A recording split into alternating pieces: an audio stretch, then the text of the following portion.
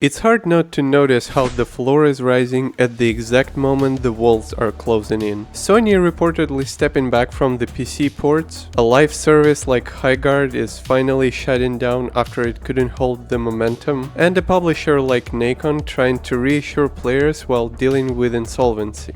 It starts to feel like the industry is rewarding lock-in and punishing uncertainty again, even when the audience seems to want the opposite. And then you've got something like Resident Evil Requiem putting up monster numbers like the market still has room for big wins. The rules are shifting every day.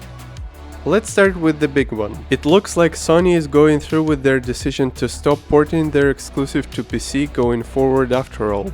Initially reported by Bloomberg, Sony no longer has plans to release its big PlayStation 5 games, and all the plans to bring Ghost of Yotei and other internally developed games to other platforms were scrapped. Which means that Marvel's Wolverine, Saros, Intergalactic, The Heretic Prophet, and other upcoming exclusives will remain exclusives for PlayStation. Even the ones that weren't announced yet, like the next God of War game for example. Also, Xbox port seems to be out of the question as well. The only silver lining, if you can even call it that, is that multiplayer projects like Marathon will still find their way to PCs.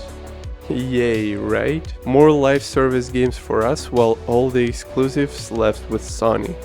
While the company hasn't officially confirmed it, it is a huge 180-degree turn. When it comes to reasons, the assumption is still the same. Sony wants to double down on their hardware, and those single-player titles are a big strategic lever. The company still cares to some degree about other platforms, but it looks like it cares about its console sales a little bit more. Scale-seeking products go wide, platform-driving products stay exclusive to drive the profit for current and next-gen consoles. At the end of the day, it's not about what players want, it's about preserving the bottom line. And the bottom line says bring back the console wars, apparently.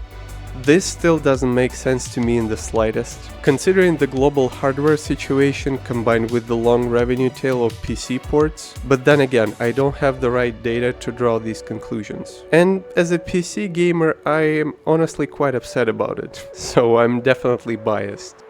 In our current economy, I don't think the majority of people can afford to have multiple consoles and still find the money for full-priced games across the board. I certainly can't. Do you think we still live in a world where exclusives are enough of an incentive to buy a new console? Because I highly doubt that, despite what Sony's bottom line wants. Speaking of Sony and exclusives, Saros is not even out yet, but the studio is already hiring for the next big thing. With the publisher doubling down on their exclusives, the solid reception of Returnal, and quite a big interest in Saros, Housemarque is already trying to figure out what they're going to do next. And according to Insider Gaming, the staffing is already underway. The outlet highlights that there are already a bunch of positions open for quote-unquote next groundbreaking title. While the state of this new project is unclear, it would be fair to assume that it will be at least somewhat similar bullet hell experience to the previous ones. And this ties directly into the Sony's topic, because if they are backing away from PC ports, they will definitely need more exclusives like this. And at least based on Returnal numbers, 1.1 million copies sold, there is definitely an audience for these types of games. Of course, it's not a blockbuster hit like Spider-Man, but it still justifies an expansion of this genre. Also, this strategy shows the maturity of the studio. While the team focuses on fixing the last bugs, the leadership is starting to look ahead, and it appears that Housemarque is trying to scale from being a one-title developer, which is always a good sign. Now they just need not to fail with Saros. And the last piece on Sony's front, it looks like a new game is brewing within Sony Santa Monica, and the main character is surprisingly not Kratos. That's huge, right? According to IGN, the studio is working on a new game set within the God of War universe, and the lead character will be Faye, the second wife of Kratos and the mother of Atreus, which is likely a hint for the prequel to the 2018 title, since the first game of the new series begins with her death and fulfilling her last wish. The leaked information also suggests that the plan for this game is to be revealed this year with a potential release during the first half of 2027. I think this is definitely a good path to extend the franchise without harming the mainline story arc. With so many questions left untold after the huge shift in 2018, I'm sure that a lot of people are eager to learn more about what led to all this. And hey, maybe that's the project that the current voice actor was teasing us about a few weeks ago. Also, again, more exclusives for Sony to market.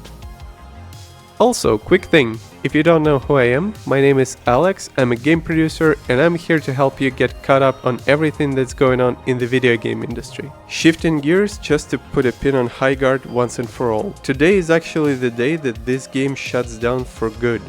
After the pulled funding, declining player counts, and prospects not looking good across the board, Wildlight Entertainment went on social media to announce the project shutdown. In the statement, the company shared that despite the passion and the hard work, they were unable to build a sustainable player base to support the game. But they are very grateful that more than 2 million players stepped into the world, shared their feedback, and believed in it in general. With the game being done and the studio no longer having a financial backer, the future remains uncertain. As previously reported, the skeletal crew remained to support further updates. But with the game being shut down, the studio might be the next on the list. Also, many people say that the prime spot during the Game Awards last year did a huge disservice to this game, as it brought in too many players. But again, I think that's not the case. The game had a solid foundation, but they should have proven their concepts more during the development. Our current market no longer tolerates games that operate on the principle, we'll fix it later. I think that if this project launched in early access or had done a couple of open betas, it could have evolved into something great. But oh well. This shows the other side of the same era. Platforms and publishers get more defensive, the market gets less patient. If a game cannot prove retention and spending fast, it doesn't get a long runway.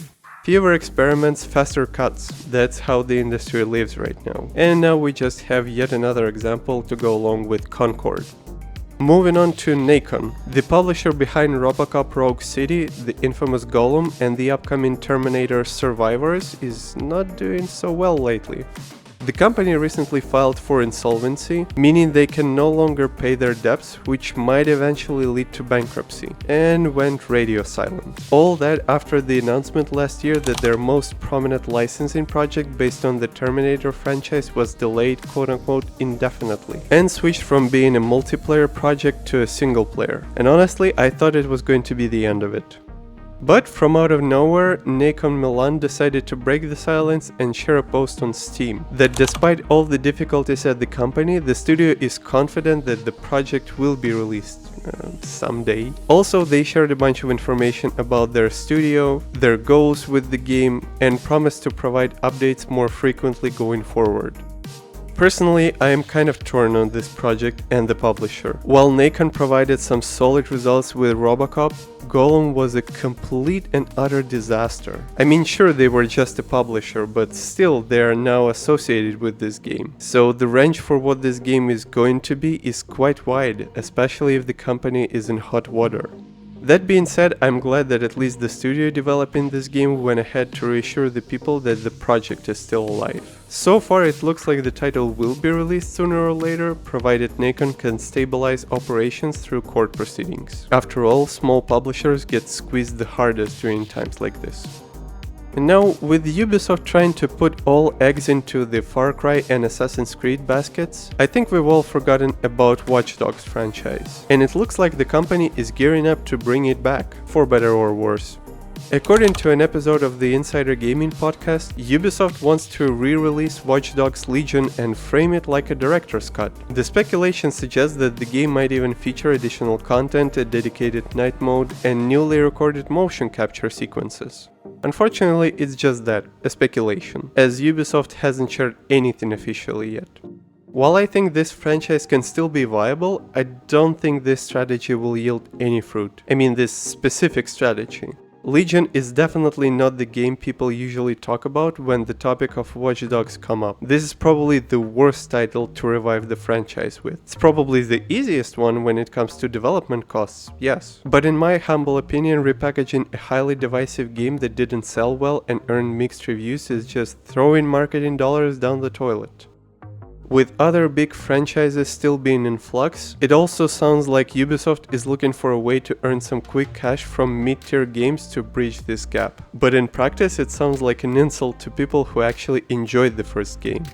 And if it's not all that, it might be just a demand probe that could also fail miserably. But not because there is no appetite for games like this, it's because the game itself is not worth it. It's like trying to revive Dead Rising by rebooting the latest game in the series, the worst one of the franchise.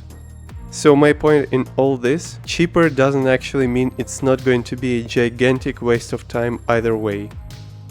And lastly, let's wrap it up on a positive note, shall we? It's been a minute since the release of Resident Evil Requiem, and the game is making a big splash already. Despite all the leaks prior to the release, the game is quickly becoming a hit with both players and critics. Metacritic scores show absolutely smashing results. And according to them, they're effectively making this game the best one released this year so far. The player count also reflects that the game is resonating with a lot of people, as Requiem set the new record for the franchise during its opening weekend. According to Steam charts, the game reached an all-time peak of almost 350,000 concurrent players, making it the highest player count on Steam since the release of Resident Evil 4 Remake. Resident Evil 4 had a peak of 168,000 concurrent players, and Resident Evil Village peaked at a little bit over 100,000, and that's only on Steam.